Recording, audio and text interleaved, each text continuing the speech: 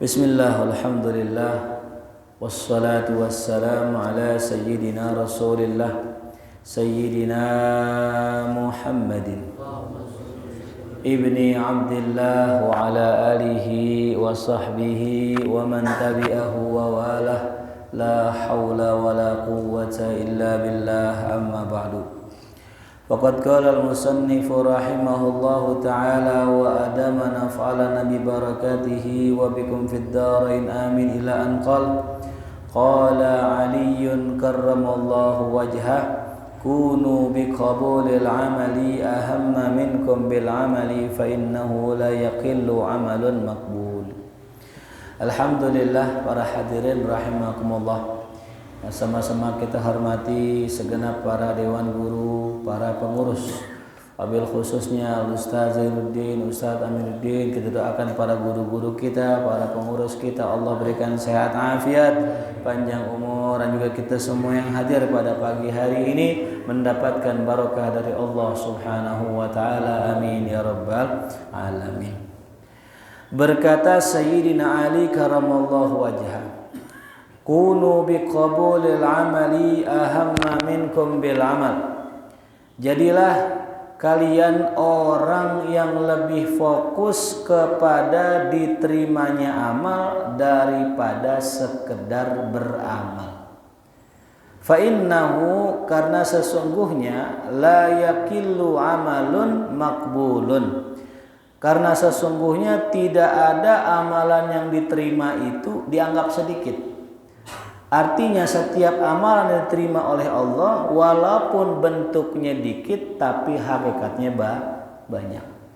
Ya, jadi Sayyidina Ali mengingatkan kita hadirin, kalau bisa kita fokus atau lebih fokus kepada diterimanya amal. Ya. Innallaha thayyibun la yaqbalu illa thayyiba. Allah baik, tidak menerima kecuali yang baik-baik. Makanya kata Imam Al-Ghazali dalam kitabnya, siapa orang yang sholat cuman kagak khusyuk, kagak menyempurnakan rukun dan syaratnya, ia ibarat kata menghadiahkan seorang budak atau budak perempuan kepada seorang raja, namun budak itu nggak ada ruhnya. Ya, berarti kalau budak nggak ada ruhnya berarti apa itu? Mayat berarti itu. Kira-kira raja senang apa marah? Marah. Nah, sama juga orang yang sholat kagak memperhatikan kehusyuannya.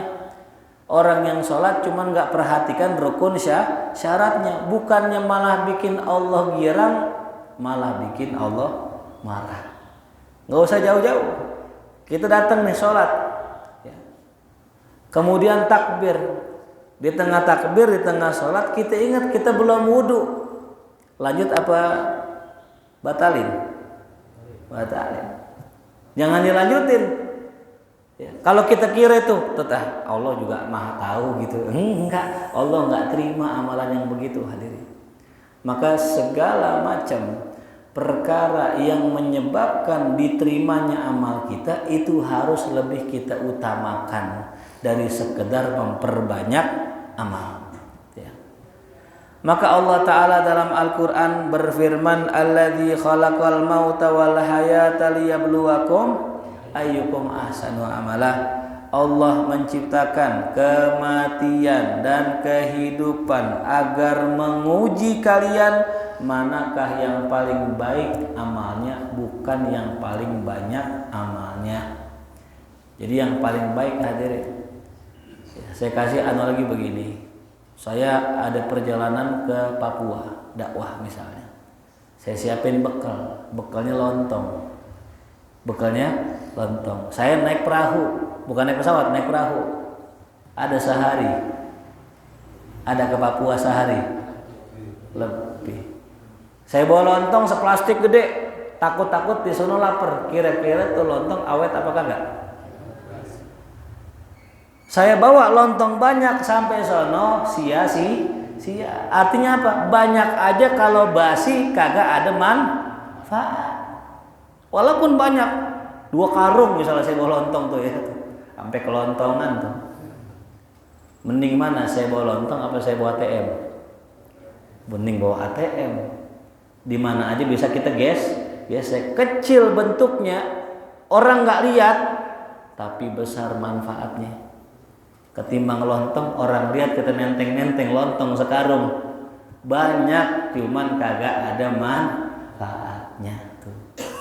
Maka dikatakan dalam sebuah makalah, qalilu ma'al ihsani, amal yang sedikit tapi bagus, khairun, lebih baik, minal katsiri bila ihsani, lebih bagus daripada banyak kagak bagus.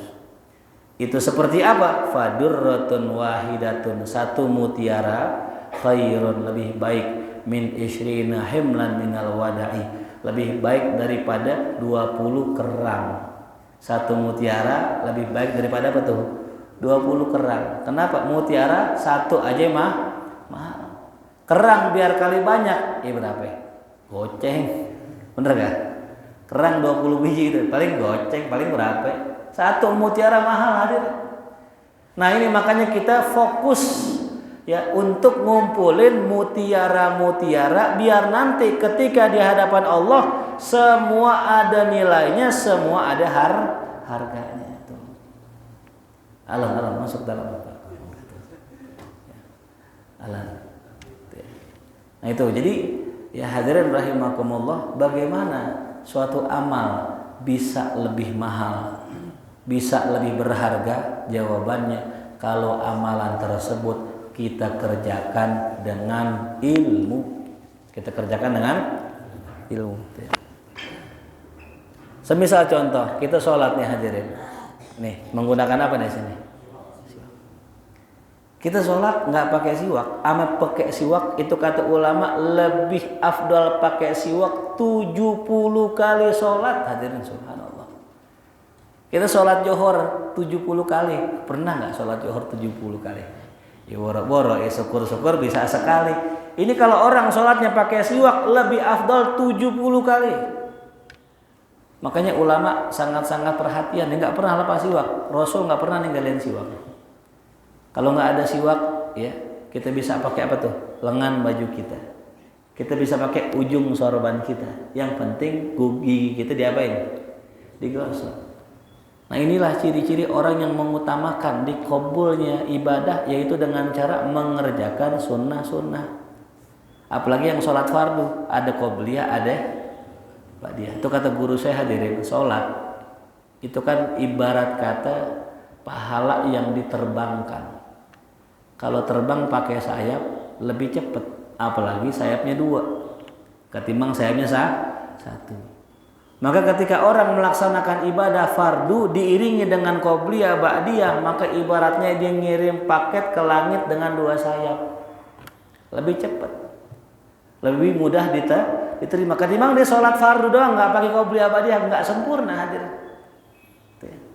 Nah, makanya ulama-ulama dulu tahu bagaimana cara amal diterima. Di antaranya tadi, kerjakan dengan rukun dan syaratnya beserta dengan sunnahnya.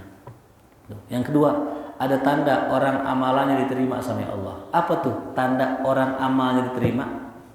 Biasanya ini orang ya kadang mengalami sakit. Ya. Contoh ada orang sholat, ada orang puasa, kemudian nggak lama dia sakit, dalam arti sakit ringan ya, nggak sakit berat-berat, nggak sakit ringan. Itu ada alamat tuh, orang itu diterima. Ya.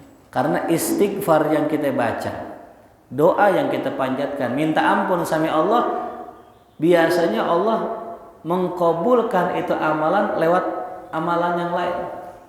Makanya kalau kita istighfar terus kemudian ya Allah kasih kita sakit, nah ini alamat istighfar kita diterima. Kalau kita taubat terus kemudian Allah bikin susah hidup kita dulu, dibikin susah, dibikin seret rezeki kita, ada alamat Allah terima. Tapi lain halnya ada orang kok makin ya dia ibadah dijulurkan rezekinya sama Allah. Hati-hati hadirin. Ya, kita kudu suuzon juga tuh.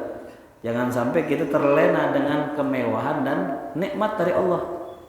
Karena banyak orang yang lupa diri gara-gara apa? Nikmat. Baik. Kemudian dikatakan di sini qala al-Habib Idrus ibn Umar al-Habsyi radhiyallahu anhu, inna sholata tanha anil fahsya'i wal munkar. Sesungguhnya salat itu bisa mencegah perbuatan keji dan munkar. Dikatakan di sini afhama ya qaulahu as-shalah ya afhama qauluhu as-shalah al-mu'arrafah bi anna sholata la takunu nahiyatan anil fahsya'i wal munkar illa idza ata bihal musalli ala wajhil hasaniyah. Jadi ada orang ngerjain sholat cuman nggak tanha anil fahsya'i wal munkar, nggak mencegah perbuatan keji dan munkar. Kalau kata istilah orang kita STMJ hadirin ya, sholat terus maksiat istiqomah. Kok bisa orang rajin sholat tapi maksiat? Ini dikatakan oleh beliau, sholat di situ pakai alif lam, innas sholata. Ya. Berarti kalau ada suatu kata beralif lam, ini lafaznya nggak umum tapi khusus, tertentu, muayyan. Artinya sholat yang mana yang bisa mencegah perbuatan keji dan munkar? Sholat yang dikerjakan dengan sempurna. Cobain dah, kita sholat nih, nggak buru-buru gitu. Allahu Akbar, rukuknya kita santai. Sami Allahu liman hamidah. Allahu Akbar. Itu kan secara nggak langsung kita lagi ngelatih sabar, betul gak? Jadi makmum nih, sholat berjamaah. Imam belum rukuk, jangan rukuk dulu. Allahu Akbar, baru rukuk. Sami Allahu liman hamidah. Itu kan melatih sabar, betul? Nah kalau sholat kita udah disertai dengan sabar, wasta'inu bisobri, maka insya Allah di luar sholat kita pun bisa sabar untuk tidak mengerjakan maksiat. Jadi latihannya di sholat. Sabar nggak dia? Kalau dia lagi sholat sabar, maka insya Allah di luar sholat juga sabar. Makanya nggak berasa tuh kita lagi sholat, sebenarnya kita dilatih untuk sabar. Ya, ada orang sholat kadang buru-buru, belum ruku udah bangun, belum ngentuk gitu udah bangun, belum i'tidal langsung sujud. Ini nggak sabar. Ya, makanya dengan sholat yang benar, yang khusyuk, melatih kesabaran sehingga mencegah perbuatan keji dan munkar. Karena kalau orang mengerjakan perbuatan keji dan munkar, orang nggak sabaran nanti. Ya, maaf ya, apa sih perbuatan keji? Fahsya, zina. Kan nggak sabar orang yang ngerjain sih zina. Contoh ya, misal contoh ada duda di sini, deketin janda gitu. Kan kalau mau nyampur kan nunggu apa dulu? Nikah dulu. Nikah agak main tester aja. Ya. Kok ente belum dikawinin udah deh? Ya, test drive katanya gitu. Tes. Astagfirullahaladzim. Kan nggak sabar tuh dia. Entar juga nyampe kan gitu. Anak muda juga gitu sama. Baru kenalan dikit, ya pacaran dia langsung. Kan tar dulu, sabar, akad dulu, qabil tuh, ya, nikah, haha, baru tuh, ya tuh. Mau pagi, siang, sore, malam juga silakan. Ya, sabar, tenang tuh. Ya, jadi dengan sholat kita sedang melatih diri kita untuk sabar dari perbuatan yang keji dan perbuatan munkar. Ya. Nah itu kata beliau. Jadi kalau kita pengen sholat kita mencegah perbuatan keji dan munkar, kerjakan dengan ya sempurna. Tuh. Nah, bahkan dikatakan laisa lil mar'i dalam sebuah riwayat, laisa lil mar'i min sholatihi, tidak ada seseorang mendapatkan bagian dari sholatnya illa ma aqala minha, kecuali yang dia engah, yang dia khusyuk. Jadi kalau kita sholat 4 rakaat, rakaat pertama khusyuk, kedua udah nggak khusyuk, ketiga nggak khusyuk, keempat khusyuk, maka yang diterima yang khusyuk doang, yang nggak khusyuk nggak diterima sama Allah. Jadi kalau sholat 4 rakaat ya kadang 1 rakaat doang diterima. Tergantung daripada apa? Khusyukan. Ada orang hadirin punya kebiasaan unik, dia kalau sholat, saban sholat, pikirannya kemana-mana. Ya. Yang uniknya ketika dia lagi sholat, ntar kadang-kadang jalan-jalan tuh, dia punya tujuan. Misal dia lagi sholat nih, Allahu Akbar, tujuannya sampai puncak gitu. Itu bener-bener jalan dia dari sini ke jalan raya Pasar Minggu, terus jalan raya Bogor, terus Cilodong, terus Gadok, terus sampai datu puncak gitu, Megamendung puncak. Pas salam, udah nyampe puncak deh. Dia punya kebiasaan begitu. Pokoknya setiap sholat dia pikirannya jalan-jalan kemana-mana. Sampai suatu saat dia lagi sholat jadi makmum hadirin. Dia lagi sholat Allahu Akbar. Tuh. Tiba-tiba dia lagi berhayal, baru setengah perjalanan imam udah salam. Assalamualaikum warahmatullahi. Ditegur, "Mam, ente udah salam aja, ente kurang." "Ah, enggak. Tahu dari mana kurang?" "Aneh biasanya kalau sholat itu jalan pikiran aneh. Kalau salam nyampe. Tadi baru setengah jalan tuh. Baru nyampe Ciawi itu lu udah salam tuh, berarti belum selesai itu lu sholat." Ternyata ada benernya juga nih orang tuh. Artinya apa tuh? Artinya tuh orang ada yang modelnya begitu, sholat pikirannya kemana-mana. Itu bener apa salah hadirin? Iya salah. Maka pikiran, lintasan pikiran, itu kalau masuk di dalam sholat namanya khotir. Namanya apa? Khotir. Kalau satu pikiran, cuman satu gitu, misal besok gimana ya, nah itu satu tuh. Kalau banyak pikiran jamaknya khawatir. Apa? Khawatir. Berarti kalau orang khawatir banyak apa tuh? Kalau Allahu Akbar mikirin SPP, mikirin cicilan motor, mikirin ini tuh namanya apa tuh? Khawatir, banyak lintasan pikiran. Makanya kata ulama, kalau kita pengen sholat khusyuk, segala macam lintasan pikiran jangan digubris. Jangan digubris. Ini kita kadang kalau kita sholat diikutin. Nih termasuk semua saya juga sama, berpotensi juga. Bahkan sering kita lagi sholat, kadang-kadang masuk tuh. Kadang yang unik, yang kita kelupaan, ingat itu sholat. Allahu Akbar. Oh iya, belum bayar utang tuh sama dia. Tuh ingat utang tuh. Dalam hati, udah ntar aja habis sholat. Habis jangan mikirin itu, ntar aja habis sholat mikirinnya. Selesai salam lupa hadirin. Lupa. Pas sholat berikutnya Allahu Akbar. Iya tadi belum bayar ya gitu. Kurang ajar setan gitu. Giliran sholat kita dibikin ingat. Giliran nggak sholat lupa. Nah itu setan tuh. Nah kadang-kadang jeleknya hadirin, kita ingat Allahu Akbar. Oh belum bayar utang tuh sama dia. Allahu Akbar. Ntar aja kali ya. Sami Allah liman hamidah. Setengah dulu kali gitu. Sampai rakaat terakhir. Cuman kalau rakaat terakhir masih ingat, kadang dibayar. Cuman sholatnya rusak. Cuman ujung-ujungnya ingat kan begitu.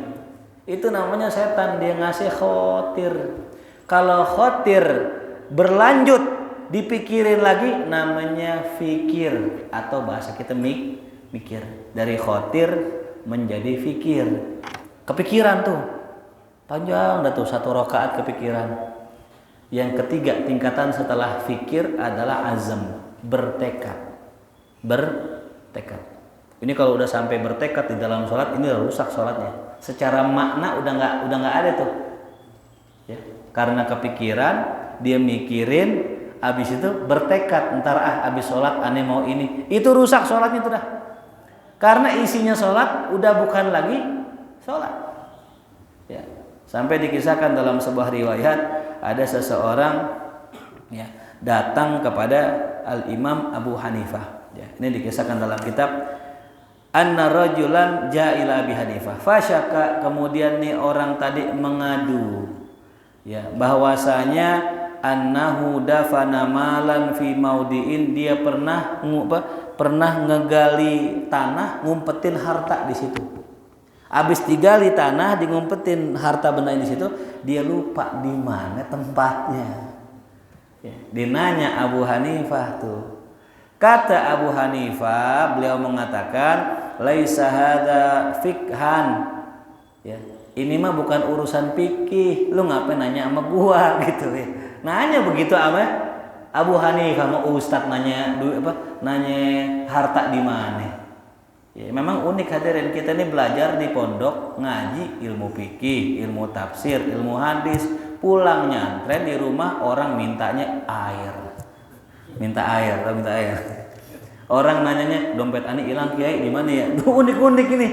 Ane dulu nyantren belajarnya fikih, bukan belajar nyari dompet. Kiai istri ane kesurupan, kiai tolong dirupiah. Perasaan dulu kita ngaji nggak begini kan? Itu masyarakat begitu. Nah ini sama nih Abu Hanifah, ane ahli fikih. Ente kalau mau nanya mana jangan nanya dompet di mana, duit ente di mana, tanya fikih. Bagaimana rukun sholat begitu. Walakin idhab, tapi Abu Hanifah cerdas. Dah, tapi ente sekarang pergi. Fasholil laila ilal ghadat. Ente sholat nih dari malam sampai subuh. Dari malam sampai subuh. Entah ketemu tuh dompet ente, itu harta ente. Fa innaka satadkuruhu insyaallah, sungguh ente akan ingat di mana lokasi ente nyimpan duit tadi. Fa fa'ala rajul zalik. Kemudian tuh laki-laki malam dia salat malam tuh. Falam yamdi illa aqal min rubu'ul lail hatta dzakara maudi, belum berlalu seperempat malam diingat tempatnya. Berallahu akbar lagi salat ingat tuh. Baru mulain salat tuh. Maka datanglah ia kepada Abu Hanifah fa akhbarahu, tuh datang kepada Abu Hanifah dikasih tahu tuh, ya Abu Hanifah, ane semalam sholat baru takbir nggak lama ingat dompet ane, duit ane di mana, pas ane gali ketemu. Kata Abu Hanifah apa? Qad alimtu anna syaitan la yada'uka tusalli hatta tadhkura. Ane udah tahu bahwasanya setan kagak bakal biarin ente sholat malam. Ya, kalau ente nggak dikasih tahu sama setan, ente terus sholat malam sampai subuh. Cuman setan ogah ente sholat malam, belum kelar sholat malam ente udah tahu di mana tempatnya. Tuh kerjaan siapa tuh? Setan. Makanya kadang ide, inspirasi itu kadang muncul lagi sholat. Itu bukan ide dari Allah tuh ya, dari siapa? Setan. Tapi jangan dijadiin wirid nih, jangan diwiridin, jangan. Ah buntu nih gimana ya? Allahu Akbar. Seng gitu, jangan. Itu ngerusak sholat kita. Takutnya nanti lagi setiap sholat kita begitu. Ya. Kan kalau orang sholat dikatakan khusyuk, dia itu bukan ingat akhirat, bukan hadirin, maaf ya. Orang ini kadang begini mikirin khusyuk. Kalau kita sholat Allahu Akbar, mikirin neraka, mikirin akhirat, itu bukan khusyuk. Khusyuk itu adalah kita sadar yang kita ucapin apa, kita pikirin tuh. Itu khusyuk.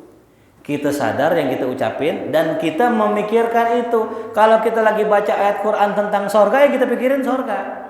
Kalau baca Quran tentang sholat, yang kita pikirin sholat. Kalau kita baca Quran yang kita pikirin, yang kita sebut adalah apa, neraka, ya neraka. Bukan imamnya lagi baca ayat neraka, ya, atau enggak imamnya lagi baca ayat tentang sorga, kita mikirin neraka, kan nggak nyambung. Itu bukan khusyuk. Ya, jadi kalau ada orang sholat nangis, itu juga bukan khusyuk. Nangis belum tentu khusyuk, bisa jadi banyak cicilan. Orang sholatnya Allahu Akbar, sedih banget ya. Gitu selesai salam, wah ente luar biasa. Nggak aneh, nggak pernah nemu orang sholat pakai nangis di sini. Iya, gue banyak utang. Gitu. Itu bukan khusyuk.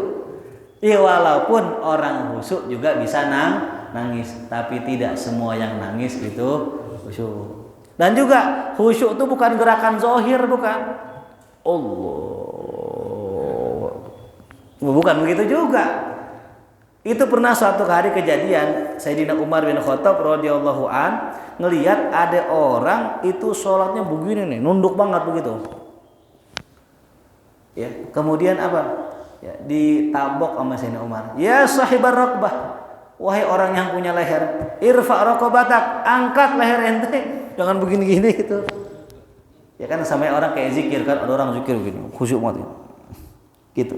Enggak begitu zikir. Zikir kan begini juga termasuk khusyuk juga. Jadi bukan gerakan badan khusyuk itu. Ya, jadi khusyuk bukan ya gerakan badan, tapi apa tuh? Gerakan hati. Jadi kalau misalnya kita lihat ada orang lagi zikir begini, wah, bukan khusyuk, pules aja begitu. Tuh orang zikir kagak nengok-nengok gitu. Emang yang paling bagus hadirin, kita kalau zikir itu diam begini, bagus banget. Jangan lagi zikir. Itu udah nggak khusyuk dah tuh. nengok sini. Udah paling bagus duduk diam begini itu. Cuman kan tadi ya, khusyuk tuh bukan zahir, khusyuk tuh di batin. Kita nggak tahu orang khusyuk apa enggak gitu. Diam begini, diam mengiler gitu. Berarti bukan khusyuk itu. Ya. Walaupun ciri khusyuk diam. Ya. Ciri khusyuk diam. Makanya kalau kita mau dibilang orang khusyuk, ya sholatnya diam, jangan garuk-garuk. Ada orang sholat Allahu Akbar begini garuk gini. Ada tuh ya. Pernah lihat gak tuh orang sholat garuk-garuk? Saya nemuin tuh ada beberapa mahasiswa Lipia sini kalau sholat Allahu Akbar garuk-garuk. Sebagian, gak semua, sebagian. Kenapa? Mungkin dia merasa mazhabnya Hanafi kali mungkin. Kan kalau mazhab Syafi'i garuk-garuk lebih dari 3 kali apa? Batal. Kalau Hanafi nggak batal, mau garuk begini nggak batal. Itu kelebihan mazhab Hanafi. Tapi kalau ada orang sholat garuk-garuk begini, itu bukannya nggak batal, mandi hadirin kudunya. Belum mandi itu. Itu bisa jadi itu talbis iblis, memang betul dalam mazhab Hanafi boleh gerak lebih dari 3 kali. Cuman kalau orang bergerak-gerak begini kata Nabi Muhammad SAW, lau khasya'a qalbuhu la khasya'at jawarihu. Kalau hatinya khusyuk pasti anggota badannya pun ikut khusyuk. Jadi ciri hati yang khusyuk ditandai dengan badannya pun ikut khusyuk. Ya. Jadi kalau ada orang duduk begini, diam begini, itu pertanda hatinya khusyuk. Karena orang kalau nggak khusyuk, nggak tenang hatinya, badannya pun nggak tenang, kelihatan gelisah. Ini ciri lagi ngaji nih. Kan kalau orang lagi ngaji, khusyuknya cirinya duduk diam, dikit-dikit nyengir gitu kan. Kalau ada orang gelisah, puter sono, selonjoran, garuk sini, kadang-kadang nepak-nepak gitu. Pertek-pertekin, itu tanda nggak khusyuk. Berarti khusyuk ditandakan dengan diam. Tenang, duduk diam, nyender pulas gitu. Ya. Maka bagaimana cara kita biar khusyuk? Habib Idrus bin Umar Al-Habsyi mengatakan berdasarkan ya sabda Rasulullah, "Sholli sholata muwadda." Kalau mau khusyuk, sholatlah dengan sholat yang engkau anggap itu sholat terakhir kita. Ya. Jadi ini kalau kita menganggap nih besok kita bakal mati nih, kita pasti sholatnya khusyuk itu. Ya. Kalau misal divonis gitu kata dokter, bapak besok umurnya tinggal seminggu lagi nih pak. Waduh, masjid sebelum johor udah ke masjid datang dia. Wah Allahu Akbar, wah khusyuk banget. Abis sholat nggak pulang, zikir dulu. La ilallah 1000, sholawat 1000 begitu. Cakep gak? Cakep. Ya. Cuman kadang jeleknya nih hadirin, pas seminggu nggak meninggal. Ya, nggak meninggal. Bohong dokter nih. Pak gua nonton dangdut lagi dah. Gitu. Akhirnya nonton lagi dia. Abis seminggu lagi meninggal. Tuh ngeri tuh hadirin. Jadi anggaplah sholat yang kita kerjakan sholat terakhir. Kazalika yuqalu inda kulli ibadah. Begitu juga kalau kita pengen ibadah khusyuk, anggaplah ibadah kita, puasa kita, zikir kita, baca Quran kita itu baca Quran terakhir. Kayak misalnya contoh besok kan Ramadan nih. Ya. Nah, kalau orang mikirnya antar gampang ada tahun depan, nggak bakal bagus amalannya. Pasti main-main. Tapi kalau dianggap, ini Allah, ini Ramadan, mungkin Ramadan terakhir saya ini, dimaksimalkan baca Qurannya itu, ya. Yang biasanya nggak hatam, tahun itu hatam, karena merasa ini Ramadan terakhirnya. Ya, jadi kalau yang masih muda-muda pantas mungkin, tapi kan kalau yang udah jenggotnya putih, ya, rambutnya putih, udah mulai rambutnya jarang tuh, ya. Nah itu harusnya udah lebih-lebih lagi. Karena tinggal nunggu apa tuh? Inna lillahi wa inna ilaihi raji'un. Yang muda juga jangan sampai terpesona juga. Tenang, rambut gua masih hitam, aman gitu. Enggak juga, yang banyak orang meninggal masih muda meninggal. Apalagi zaman sekarang, kita kalau jalan di jalan raya tuh kadang-kadang ngeri tuh, ya kan belum lama tuh ada berita truk nabrak mobil. Orang naik motor meninggal. Kadang-kadang korbannya orang masih muda karena mati nggak kenal umur. Itu bisa jadi yang tua duluan, yang muda belakangan. Kadang yang muda belakangan, yang tua duluan, sama aja. Kemudian dikatakan la taqrabus shalah wa antum sukara hatta ta'lamu ma taqulun. Ada ayat dalam surat An-Nisa ayat 43. Dikatakan jangan kalian salat sedangkan kalian dalam kondisi mabuk hatta ta'lamu ma taqulun. Ayat ini kata ulama sudah dinasakh hukumnya. Udah enggak berlaku hukumnya. Jadi dulu ceritanya gini hadirin. Sahabat ketika mereka itu salat kadang habis mabuk. Ya. Suatu hari ada seorang sahabat habis minum khamr jadi imam. Baca kuliah muter-muter. Wala ana abidum ma abatum wala antum abidum wala ana abidum ma abatum wala antum abidum wala ana muter. Kita enggak habis-habis. Mungkin ada yang kesal dinyeletuk jamaah lakum lakum dinukum. Habis wala ana wala antum kagak kelar-kelar itu. Nah, habis itu turunlah firman Allah, jangan kalian sholat dalam kondisi mabuk sampai kalian itu paham apa yang kalian katakan. Ini ayat turun sebelum pengharaman khamr secara mutlak. Kan turunnya 3 kali itu. Khamr itu ada baiknya ada buruknya. Mana buruknya banyakkan? Pertama, yang kedua apa?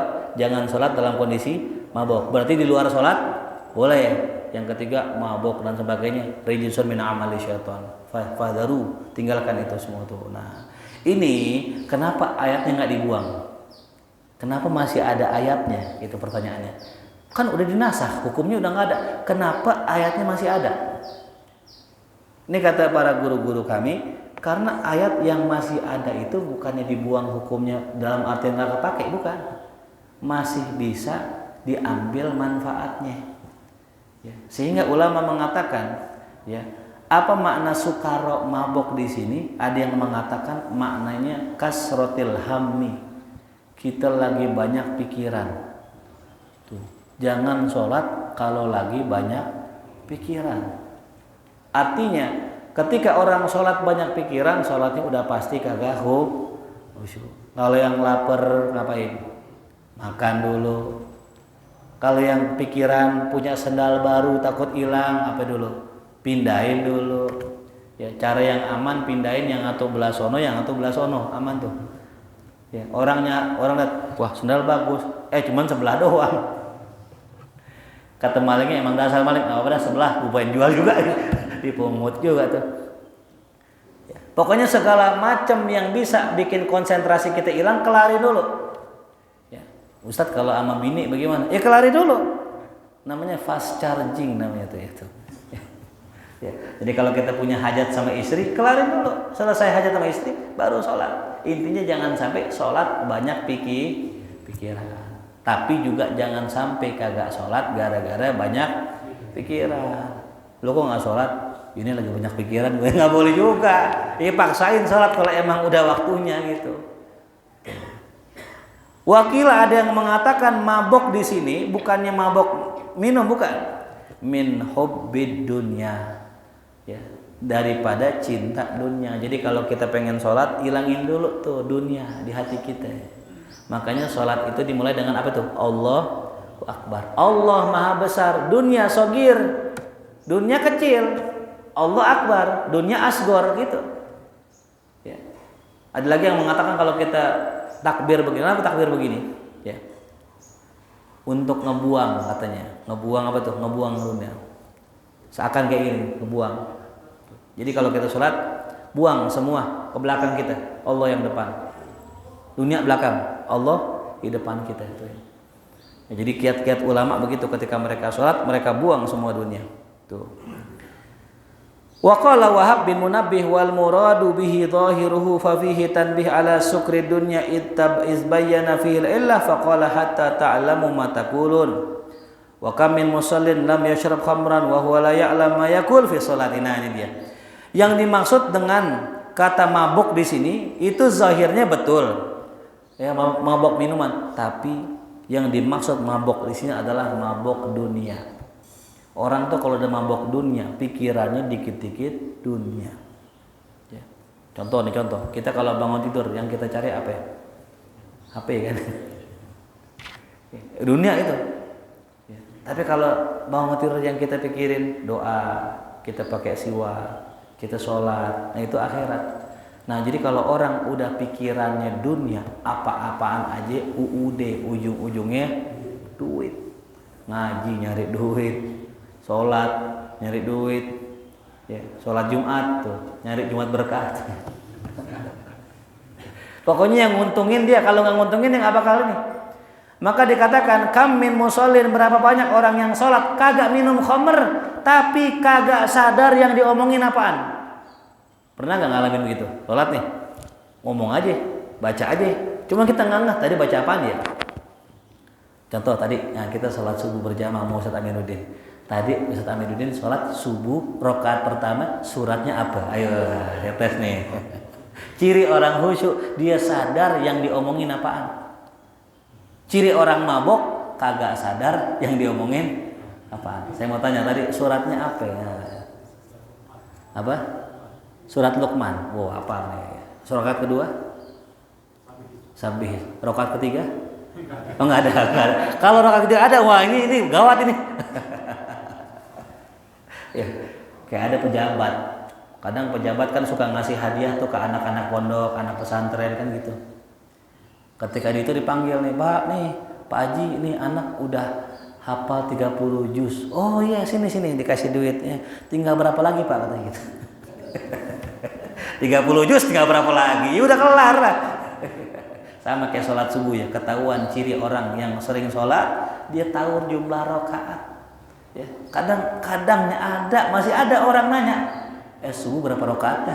Masya Allah Akbar. Subuh berapa rakaat tadi? Ini ketahuan orang nggak pernah sholat subuh. Dan kita jangan heran kalau di Ragunan, di Buncit, Mampang masih banyak orang soleh. Ada di pelosok-pelosok kagak tahu sholat. Ya. Bahkan saya pernah mampir ke satu tempat, saya nanya di rumahnya, kiblat mana ya? Iya di mana ya? Astagfirullah. Dinanya di mana kiblat kagak tahu kiblat. Berarti kan dia selama ini nggak apa? Nggak sholat. Ya.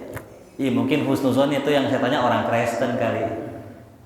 Cuman namanya Mamat gitu. Repot. Jadi kembali lagi ya. Yang kita pentingkan di sini bukan hanya sekedar kita melaksanakan sholat, tapi kita khusyuk di dalam sholat tuh ya. Nah ini. Maka berkata Hasan Al-Basri rahimahullahu taala, kullu salatin la yahduru fiha al-qalbu fahiya ilal uqubati asrah. Kata Hasan Al-Basri radhiyallahu anhu, setiap salat yang tidak dihadiri oleh hatinya maka lebih cepat ia mendapatkan hukuman. Artinya apa? Ya, dia su'ul adab kepada Allah sehingga lebih pantas mendapatkan hukuman. Kalau bahasa kata gini, kita ngasih sesuatu sama orang tapi jelek. Ngasih makanan sarapan, bubur misalnya kita kasih, cuman basi. Ame enggak ngasih mending mana? Mending enggak ngasih ketimbang ngasih basi jelek. Makanya orang yang menghadiahkan sholatnya jelek itu lebih gampang dihukum sama Allah. Gitu. Makanya kita harus betul-betul tuh belajar ilmu fikihnya. Di sini ada ustadz ya fikih ya. Setiap minggu keberapa fikih di sini? Kedua tuh. Ya. Jadi banyak orang sekarang tuh fikihnya tuh nggak tahu. Ya. Makanya guru saya pesan tuh kalau kita pengen menuju Allah, pengen bener diterima ibadahnya sama Allah, ada dua pondasinya. Fikih sama tasawuf. Ini tasawufnya, dalamnya, batinnya. Karena di rukun fikih, di rukun sholat fikih, ada berapa rukun sholat dalam fikih? 13. Ada nggak di 13 tuh rukun khusyuk? Ada nggak khusyuk? Nggak ada. Ya. Padahal sholat itu diterima apa enggaknya bergantung dari apa? Khusyuk. Tapi di rukun sholat kagak ada khusyuknya. Nah ini, jadi bagian yang zahir diatur sama fikih itu yang 13. Bagian yang batin diatur tasawuf. Apa rukun sholatnya tasawuf? Rukunnya ikhlas dan khusyuk itu. Dua itu rukunnya. Jadi kalau kita udah ngerjain yang 13, itu yang zahirnya. Nah kita kerjakan dua rukun yang batinnya. Apa itu? Ikhlas dan khusyuk. Orang sholat khusyuk tapi nggak ikhlas, nggak diterima. Orang ikhlas tapi nggak khusyuk pun nggak diterima. Ya. Jadi rukun batinnya sholat ada berapa tadi? 2. Ikhlas dan khusyuk. Makanya orang kalau sholat usolli fardhu subhi rakaataini lillahi. Kenapa mesti mengucapkan lillahi ta'ala? Karena sholat itu mesti karena Allah. Karena ada hadirin orang sholat bukan karena Allah. Ya. Contoh. Ini kata gurunya gini, ente kalau mau ya kawin, kalau mau orang lihat ente cakep aja, ente nih baca wiridan ini. Ya, baca dah tuh ya kawin gitu 100 kali gitu. Tapi sebelum baca wirid, sholat dulu 2 rakaat. Saya mau tanya, itu sholat karena Allah apa karena sesuatu? Nah itu, ya, itu karena sesuatu. Enggak lillahi ta'ala. Ya, enggak apa tuh? Inna sholati wa nusuki wa mahyaya wa mamati. Maka Imam Ghazali ini berpesan, kata Imam Ghazali, kalau kita nggak bisa khusyuk dalam full satu sholat, nggak bisa khusyuk, maka minimal kita khusyuk di 3 tempat. Nah ini. Apa itu yang pertama? Ketika kita mengucapkan wajah tu wajhiyah. Ya, ini nggak pakai ini ya, nggak pakai ini. Kalau pakai ini boleh nggak? Ya boleh aja sih. Ya Allahu akbar kabira walhamdulillahi katsira wa subhanallahi bukratan wasila. Wajah tu wajhiyah. Ketika sholat aku hadapkan wajahku kepada yang menciptakan langit dan bumi. Di situ khusyuk. Kalau bisa khusyukin. Gitu. Karena di situ kita sedang berbicara sama Allah. Yang kedua, kapan? Ketika mengucapkan iyyaka na'budu wa iyyaka nasta'in. Hanya kepadamu ya Allah kami menyembah, hanya kepadamu kami minta tolong. Yang ketiga, ketika mengucapkan assalamu alayka ayyuhan nabiyyu wa rahmatullah. 3 tempat tuh kata Imam Ghazali. Kalau nggak bisa kita khusyuk dalam semua rakaat, maka minimal 3 itu. Yang pertama tadi apa? Wajah tuh wajhiyah. Yang kedua, iyyaka na'budu wa iyyaka nasta'in. Yang ketiga, assalamu alayka ayyuhan nabi. Ini 3 tempat. Karena 3 tempat ini adalah tempat kita mukhatabah, berbicara dengan Allah dan berbicara dengan Rasulullah. Kan nggak sopan kalau kita bicara mulut kita ngomong tapi pikiran kemana-mana tuh. Allah tahu nggak pikiran kita? Tahu. Pun jangan sampai juga kagak dibaca, mentang-mentang Allah tahu dia nggak baca. Allahu akbar, diam aja begini. Bacanya di hati. Tadi lu sholat gue lihat kagak gerak-gerak bibir lu, ya Allah maha tahu gitu. Nah, ini nggak bener aja. Jadi nggak bener kalau ada orang sholat lidahnya, bibirnya nggak gerak. Karena dalam riwayat Nabi ketika sholat jenggotnya gerak-gerak. Nah bertanda bahwasanya Rasul baca. Ya, makanya saya kalau lagi sholat nih, pengen makmum sama orang, saya kadang nggak langsung makmum, saya liatin dulu orang ini, mulutnya goyang apa enggak? Allahu akbar begitu. Sholat begini, diam aja begini. Nah, jangan ditepok, jangan. Ya, tuh tabok, ingetin itu.